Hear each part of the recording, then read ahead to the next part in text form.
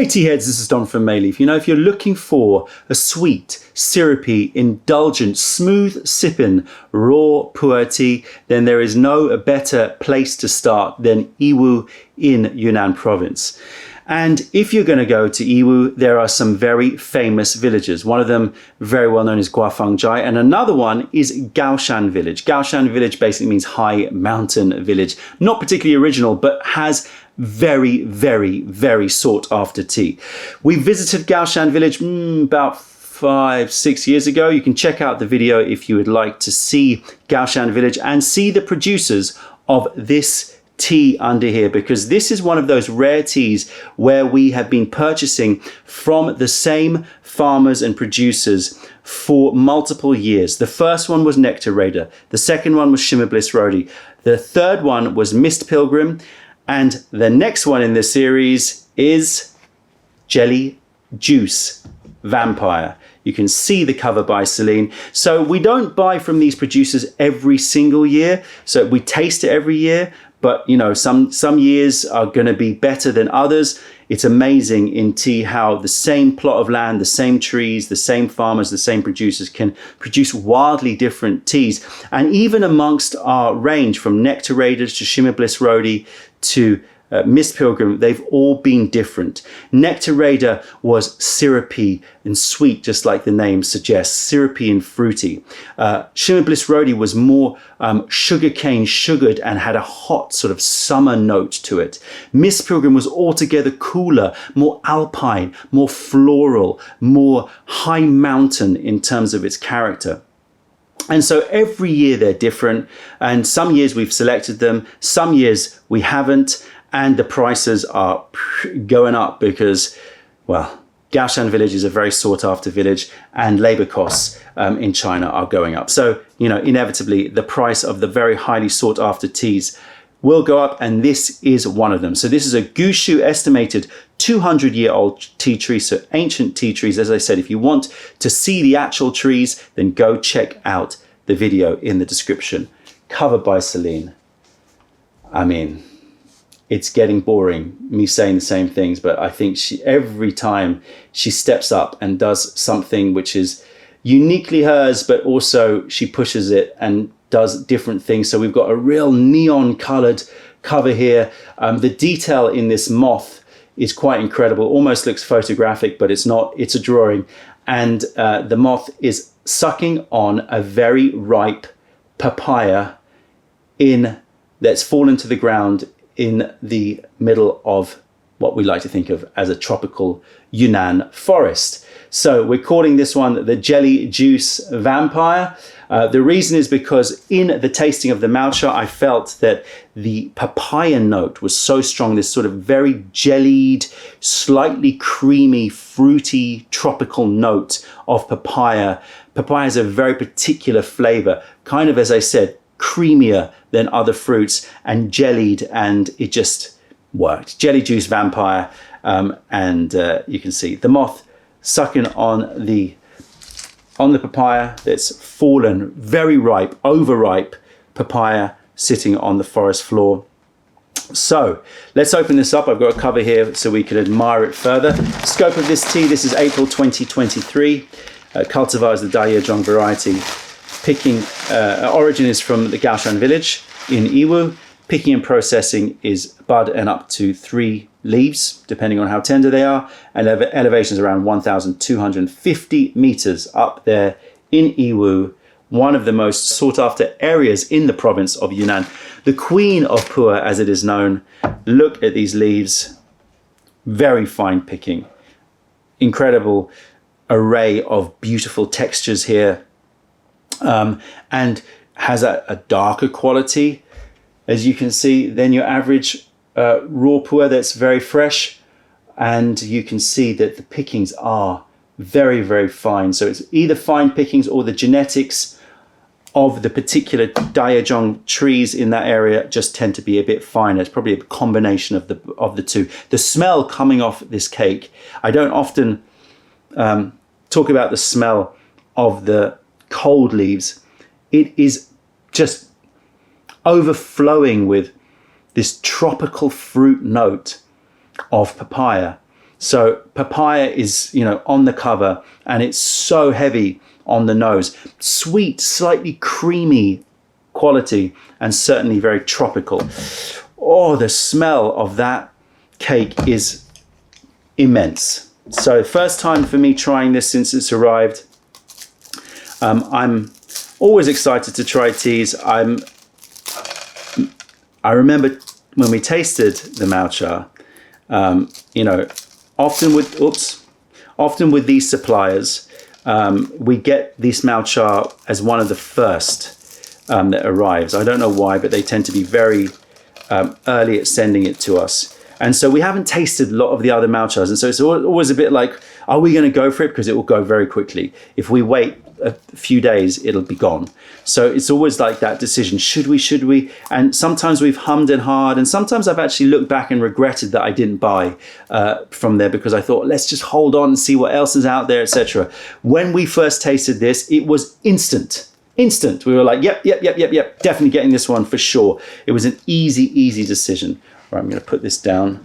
Take a look at these leaves. As I said, slightly darker. And I think that that's a common theme that I've noticed with their processing. It all depends on how long they wither it, how long they shaching it, how they heat it up, what temperature, etc. All right, let's weigh this up. Let's say we want around 7 to 8 grams. What do we have? 7.8. So yeah, I reckon that's about right. We'll put that to the side. And we'll heat up our zeni panhu pot. It's been a while since I brewed in this one, and I felt like it today. I will taste again in porcelain, and if I feel that the notes need to be updated, because I always like to give my initial tasting in porcelain, then I will update the website so you can check out if the notes are slightly different, but I don't think that they will be too much different. Jelly juice vampire, the moth, sucking on that papaya. Oh yeah, that's a full pot. You can get in there. I love the large opening of this pot, means you can really load it up. Now that is what I call a healthy leaf to water ratio. Let's put the lid on so we capture some of that heat. In fact, just pour a little bit of this water on just to heat it up a bit more. And here we go. Jelly juice vampire. First sniff since it has been caked. Here we go.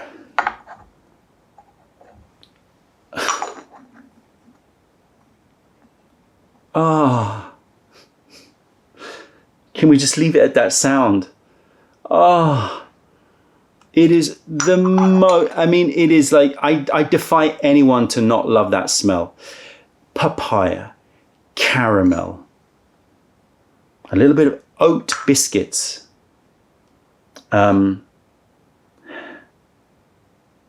fresh apricot. So all in that orange, slightly more jellied fruits, apricots, papayas. They're not like bursting with lots of juice. They're more sort of jellied. That's why we called it jelly juice vampire. So I'm getting apricots, I'm getting papayas, I'm getting these oat biscuits, I'm getting caramel.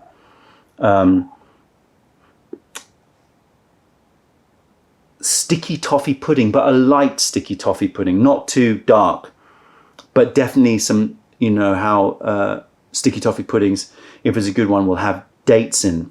So it's got dates, basically very concentrated caramelized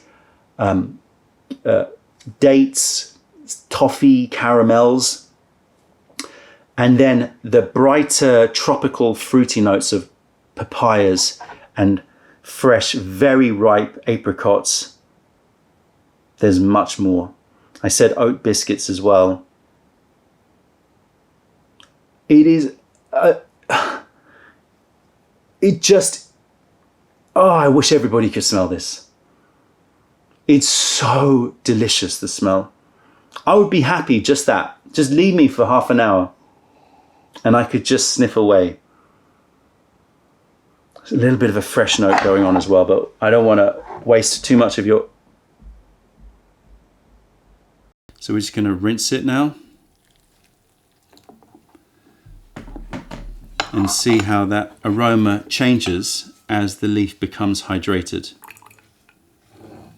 Here we go. Sniff. Wake up the brain. Got a slightly blocked nose. Bit annoying, but this smell was amazing anyway. Oh yeah. Okay. The fruits have become a bit greener. So dried apples, poached pears,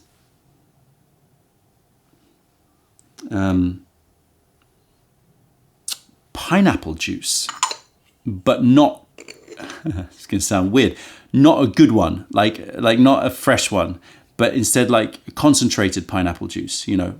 So still pineapple juice, but it's a concentrated pasteurized pineapple juice. The frozen orange juice.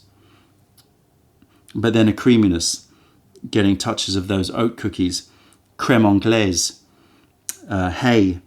And then there's this note which is very common in PuErh tea, which I associate with either rubber trees or it's a bit sweeter than that. It reminds me of, my sister used to collect, when she was a little girl, she used to collect erasers, rubbers. I don't know if kids still do that, I guess not. But I remember her eraser collection, and you'd open that little box and she'd have all of these erasers, and they have that, yes, it's a slight smell of rubber, but it's in that sweet candied sort of way that is difficult to pin down. No tea pet, I suddenly realized. So it's all for me. Right, let's check the temperature here. 87, so we're going to bump that up a bit more. And while that is heating up, let's admire that cover. You can see the detail that Celine put into that moth. I mean, I was watching her draw it, and I was like, my God, that looks incredible. The hairs on it, you can feel the texture of it. And then she went quite minimal with all of the rest. She said she wanted to keep it sort of clean so that the texture and the detail was mostly on here. But I sort of came and I said, can you put a bit, because this was all just one color, and I said, I think we need to put more detail on the papaya, because I think that it just looked a bit too sort of jarring, it looked a bit unfinished, and I think that the results are great. And if you think that that's a photograph, you know, when I first saw it, I was like, oh, it almost looks photographic. So much detail. All right, here we go. I'm gonna just pour it in here because that's full on boiling, and I just want 95 to start with. You could brew with boiling, of course, but humor me. And we'll wait about 30 seconds or so. The brewing notes that we always put on our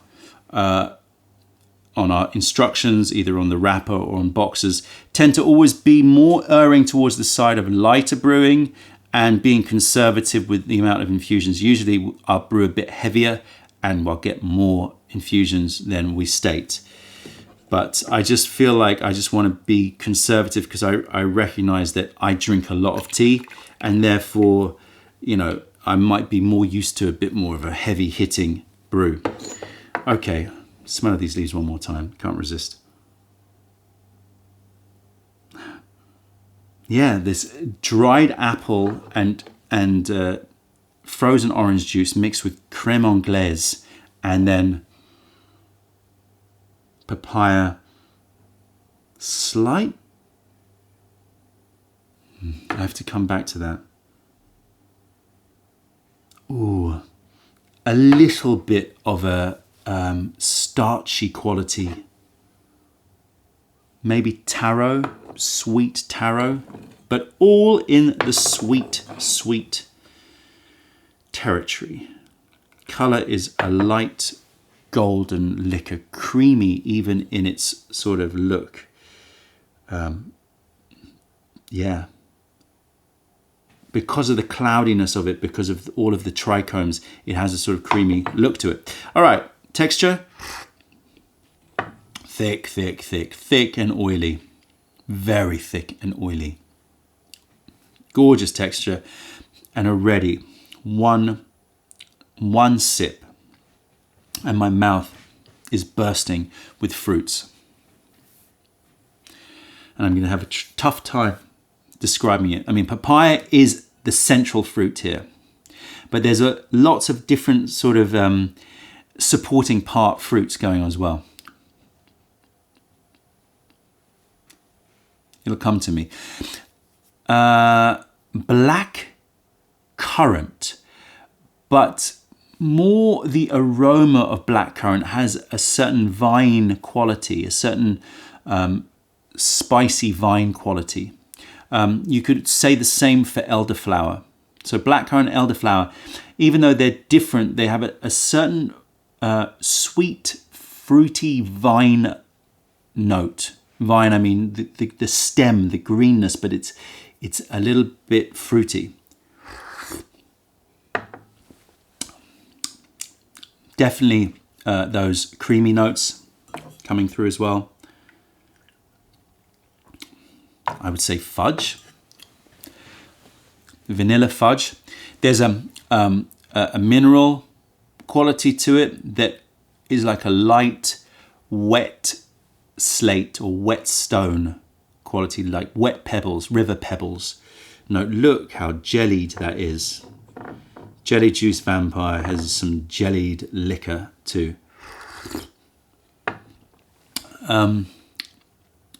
But just papaya and fresh apricots. You know how fresh apricots can sometimes have a very light taste to them. They're not the same as when they've been dried. When you have dried apricots, they're very intense and have that strong apricot aroma. But a very fresh apricot is got a beautifully understated quality about it, I think. And that's what you get here. So those light, creamier fruits. Caramels as well.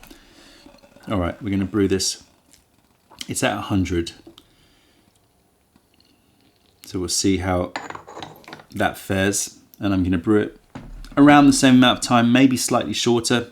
Second infusions generally are shorter than the first infusions because naturally the first infusion's done a lot of work at opening up the leaves. So in our brewing instructions, we can't be too specific about, the second infusion reduced by a certain amount and then keep going. So we just say add for more infusions, but of course you're going to feel your way through this whenever you're brewing. Make sure that you do your own testing. You can take a look at those leaves here. Beautiful green colored leaves. And the liquor, still light, still luminescent and creamy. Aftertaste is so, so lovely. Caramelled, honeyed. Yeah, honey, more like a light forest honey. The minerals with the papaya work very, very well together. So when it hits your mouth, your first experience is this mineral, slightly sort of, how to describe it? Yeah, like wet stone and pebbles. But as soon as it really lays down on your tongue, the fruits just come. A touch of banana, but I would say more like green banana. So, yeah, you know what I mean. Why do I need to describe a green banana? Not overly green, but when you buy it from a supermarket, it's not quite ripe. It's been a while since I've eaten a banana because I'm allergic to bananas. But from my memory, a greener banana. And it's interesting because I did a tasting of the Huangpian version of this, I should say. We've got the fine picking version, Jelly Juice Vampire, but we've also purchased in, as we always do with these producers, we've purchased in the Huangpian, which is the same picking, so they pick at the same time, but then they sort out and they remove the larger leaves. So we've purchased up the larger leaves as well, so you can buy a much more affordable, it's like a quarter of the price or a third of the price, a much more affordable cake from the same village, same trees, same producers, same pickings, so same time of year. And it has a different character. You can check out the tasting notes, and I'm planning to do a live session with that. So by the time you see this, you probably have seen the live session of that one. So I'll put a link to that live session so you can see a tasting of the Huang Pian. And in the Huang Pian tasting, I picked up a lot of banana, but much more ripe banana. This is more, a little bit more green, a bit more younger leaf, younger picking quality to it. Oh, lots of honey, lots of nectar, some prunes coming through, but like honey-soaked prunes, so very sweet. Gorgeous. Finish. Finish is the archetypal smooth sipping Yiwu. Yes, it has a mineral quench to juiciness, but overall it is smooth and easy sipping. And the aftertaste that's left in my mouth, apart from that sort of black currant elderflower note that I was talking about, it almost has it has papaya, but it almost has a little sweet, spicy cinnamon quality to it. Yeah, like cinnamon gum. If you've taken a cinnamon gum and you've chewed it to the point where there's hardly any flavor left, but it's still got this echo of a cinnamon note to it. That's in my mouth with papaya and a little bit of poached pears. Fruity, sweet, spiced, gorgeous. And for sure, this tea is the closest, I think, out of all of the series, I would say it's the closest to Nectarada. So if you loved Nectarada, and I know a lot of you did, then, or you've heard about Nectarada but never had a chance to try it, then I would say it's not the same, but it's more towards Nectarada than the Mist Pilgrims and the Shimmer Bliss Roadie. Mist Pilgrim, which is still in stock and is a gorgeous tea, is much more high mountain, much more airy, much more floral, and it's aging really beautifully, really, really beautifully. And this tea will age beautifully as well. 2023 tea, it's gorgeous now and it will continue to age well. It'll concentrate in terms of sweetness. The reason I had the moment was I'm getting a touch of a bite now at the back, which I really love. Describing that would be difficult, but let me try.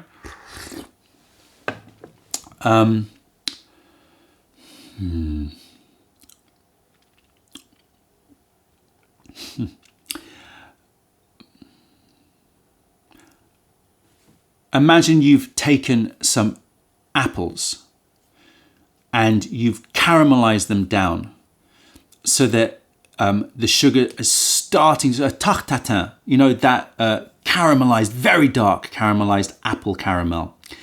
That is the best way I can describe it. Slight bitterness to sweetness and fruits coming through. That's the bite. All right. As is always the case, I need to drink through this to let you know body sensation. I can tell you right now it's already very heating, but let me go through a few more infusions and I'll come back and give you my final assessment of the Jelly Juice Vampire. This is a powerhouse 7th brew.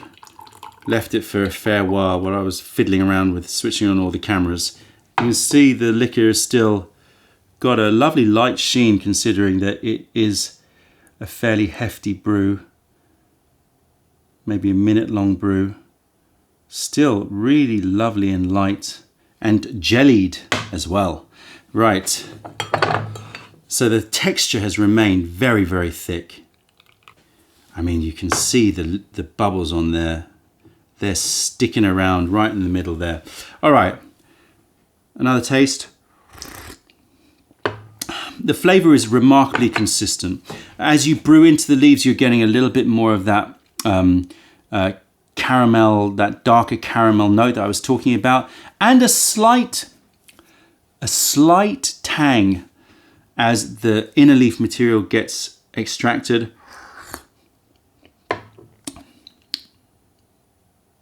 Trying to describe that tang.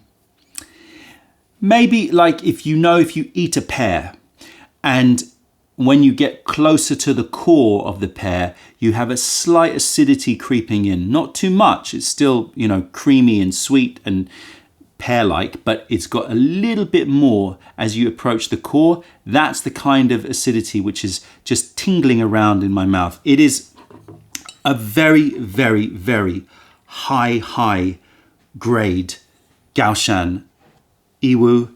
I would sort of class it as pinnacle epitome of this village. And as I said, they're all different, but this is probably the closest to Nectarada from my recollection of Nectarada when it was young. Ooh, papaya again. Interesting. A touch of like not fresh cut grass, but grass which is in the process of drying, right? So it's before it's become hay. Just a touch of this verdant, almost florist-like vetiver note coming through. A touch of coconut and cooked bananas. Coconut, cooked bananas, that's the warm, sweet side. The vetiver, cut grass, but 2 days after cutting grass, and papaya. Papaya goes through everything. Body sensation on this. I'm feeling settled. I'm feeling content. I'm feeling warm. I'm feeling flushed. I'm feeling energized for sure. This definitely is not a light tea. It certainly has some oomph to it in terms of body sensation. But again, the character of Yiwu as the queen of PuErh, I think you don't want it to be too punchy. And this is not too punchy. It's energizing, it's awakening, but in a lovely, content and settled sort of way. That's my impression after 7 infusions. Again, we'll see how this goes. And everyone's going to react differently depending on, the time of day, depending on who you are, depending on how you brew. So, this is just my feeling right now. One last sip of the Jelly Juice Vampire. A future classic, I think, in our collection. It is gorgeous. It is a gorgeous, gorgeous Yiwu. The price tag on it is high because Gaoshan Village is highly sought after. The competition to get these leaves is, at the high end compared with other places in Yiwu, even other famous places in Yunnan province. And so, inevitably the price goes up. But I think it is well worth the spend and is an absolute premium tea to have in your collection. See what you think of the Vampire. That's it, tea heads. Check out other videos, taste our teas wherever you are in the world by browsing mayleaf.com, and come visit us if you're ever in London. Other than that, I'm Don from Mayleaf. Thank you for being part of the revelation of true tea. Stay away from the tea bags. Keep drinking the high mountain stuff and spread the word, because nobody deserves bad tea. Bye.